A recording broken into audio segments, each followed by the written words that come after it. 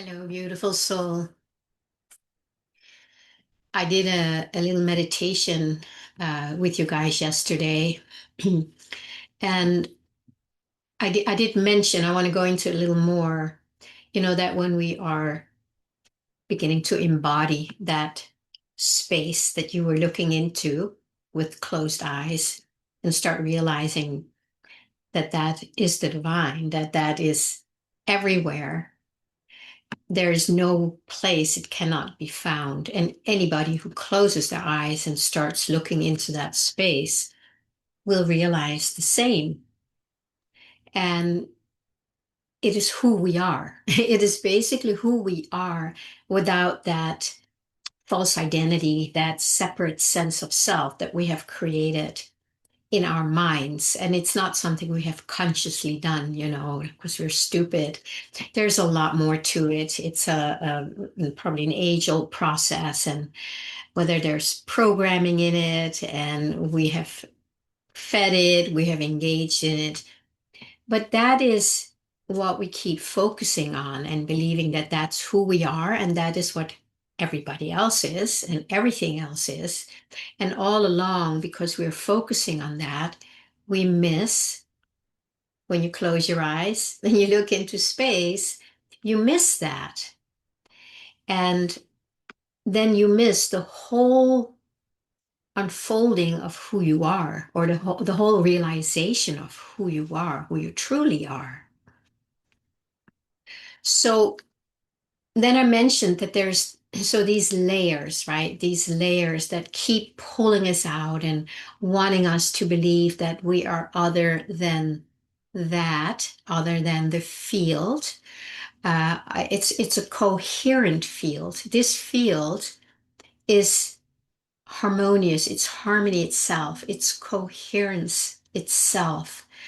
There is no disharmony, there is no lack, there is no disease. That is only something that we experience when we leave the field and start focusing on a life separate from the field. Then we will always fall short because we're not being fed from the source, from the fountain of fulfillment. And that's where we are giving our power away instead of fully owning that we are that. And that's why I want to say that, the work that we do in order to become liberated fully is that we need to realize who and what we are. We need to spend time there, a lot of time. Why not? I mean, why would you not spend really all your time there? And that's, of course, because we keep being diverted away from it. But we need to spend a lot of time there. But we also need to be very aware of that aspect that we call our shadow. And the shadow, of course, is the part that is not facing the light.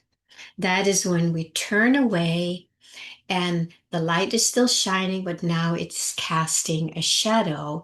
And then we identified with that shadow. And because we don't like the shadow, we resist it, we hide it, we pretend, whatever we do. And that is just feeding the shadow more and more. And that's why it's grown so big that it's very hard to turn away from it now. What I have seen, I've shared a little bit, I think a few videos ago, there's some huge, huge structures in me. And I've done this work forever, it seems like. But there's some really deep, solid structures that have been coming up to the surface to be seen, not to be made wrong or be ashamed about or anything like that. It's just really seeing. That's why I want to share it again, that these structures that we are completely identified with, they completely cover the view of what is really here. They're so deeply unconscious that we don't even have a sense to question them. It doesn't even occur to you to question something that you are not aware of, right? The deeper work that we do, the deeper work that I offer my clients is to become aware of these structures and then learn to soften them and bring love and light to them, not in a fluffy way, but in a real substantial way, so that this love starts dissolving that sense of duality. And this this work, this deeper work, it takes time because it's so unconscious, you know. Many times we can just sense a little bit of something, and then we work on that, and then we might find a little peace or a little empowerment. But we're not aware most of the time that there's a whole structure. It's like this belief colors and covers everything that we are aware of. And that's why it's hard to question it. And I don't think we can, when we start out with this work, or even along the way, we can't just fully see it all at once. It would be too much for our nervous system. So we are being shown, you know, what is available to be seen and what is available to be digested. The undigested feelings, I'm sure you've heard that before, you know, they're lying in there and they're doing their thing, and they make us feel very uncomfortable. And then we go and find a remedy for the discomfort, and rightly so. You know, we don't want to walk around feeling uncomfortable. But at some point, we really need to see the bigger context that this discomfort is living in as if it's us. And so it really is a slow process of just seeing more and more.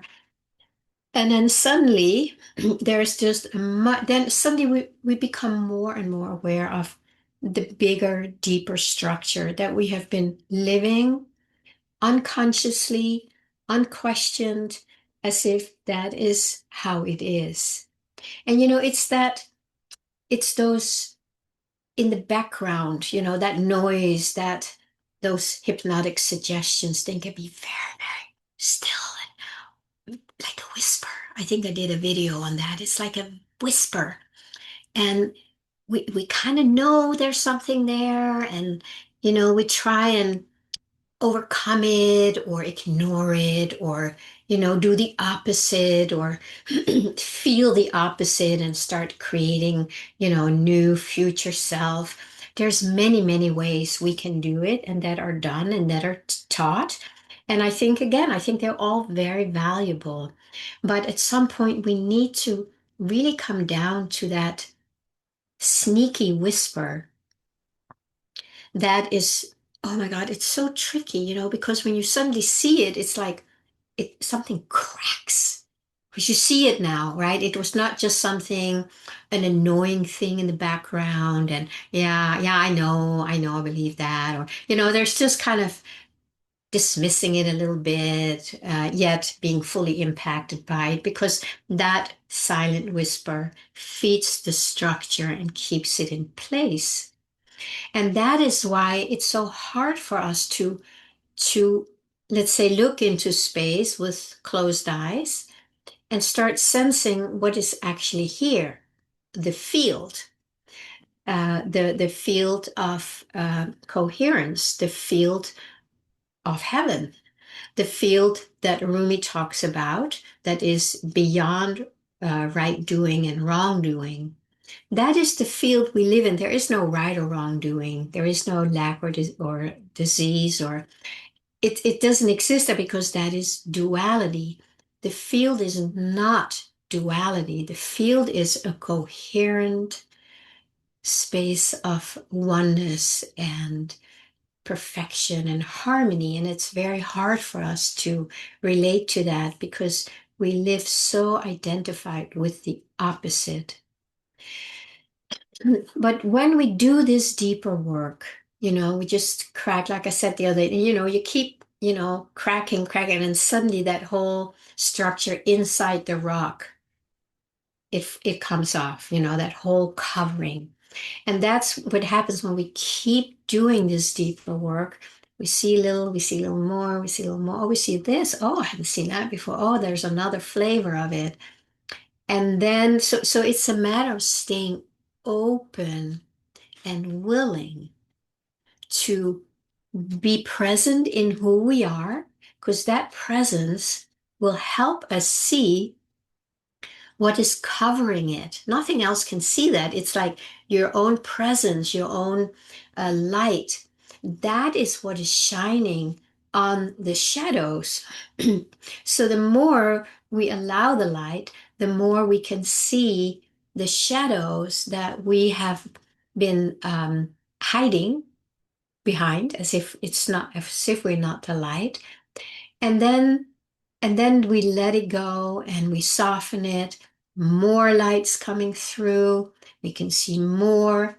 And then suddenly the whole thing is like crack, and that can be on many levels. That can be in many areas of our life. Again, it's such a unique and individual and personal journey to do this work, but we all come home to the same place, and that is oneness. That is the field. I don't know what it's like, when we're all living in that. I can only imagine it's going to be quite sweet when there is no disharmony, there's no discord, there's no duality. It's so different. And it's very hard for us at this stage to imagine that unless you really stay a lot in that field inside of yourself and outside of yourself and let yourself be informed by that. So it really is important to hold both sides of this coin. The oneness that you are, the field, your true nature, and then also be aware of all the coverings and just start um, meeting them with your light, with your love, not with more of, don't meet it with another shadow, right? That's going to say, oh, you're so bad. It's like, no, then you're just adding to the shadow or um, the matrix. I mean, that's really, the matrix is really the shadow, right? It's a shadow, it's a false light. It's not who we truly are. So if you need help with that, you're always welcome to reach out and set up a self-discovery session with me if you want, so we can explore it together and see if it's something you really want to work with me, if it's something you are really interested in exploring within yourself to get more freedom. And go back and listen to some of all these videos, because this is really all I talk about. And it's very focused on full liberation, to realizing who you are and who you're not. And then let the who you are, that the light of your true being shine on all these shadows that you have been casting all around you, just like me and everybody else. All right, friends, until we meet again.